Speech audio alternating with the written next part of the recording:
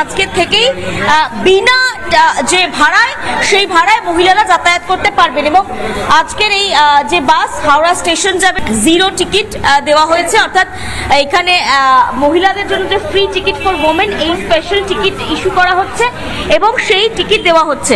আমি একটু কথা বলার চেষ্টা করবো। এখনো পর্যন্ত দিদি কি কি নিয়ে উঠলেন? আজকে থেকে তো ফ্রিতে যাতায়াত করবেন, জানেন মানে কি কি নিয়ে আসতে বলেছে? এখনো জানেন না? যারা রয়েছে তাদের সাথে কথা বলো। কতদূর যাবেন দিদি? আমি চকবেরিয়ায় যাব।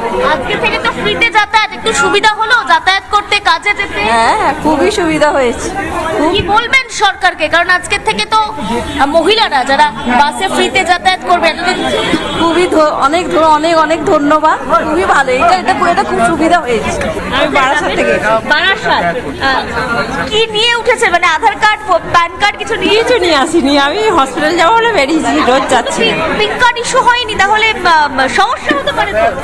না, আমি জানি না এই বিষয়ে। অত শুনেছি যে বাস টাকা নেবে না, টাকা নিন না নি কোনো ব্যাপার না, টাকা নিয়ে নিবে, কিন্তু আমি তো একদিনের জন্য এসেছি, অত জানি না যে কি লাগছে না লাগছে।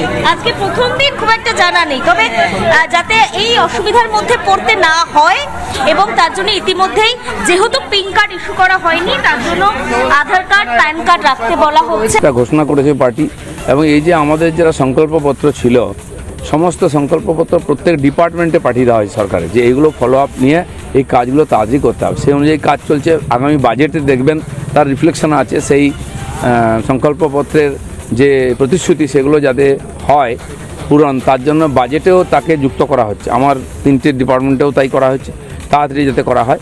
বাস তো চালু হয়ে যাবে, কিন্তু বাস কম আছে, সরকার বাস কেনার কথা ভেবেছে।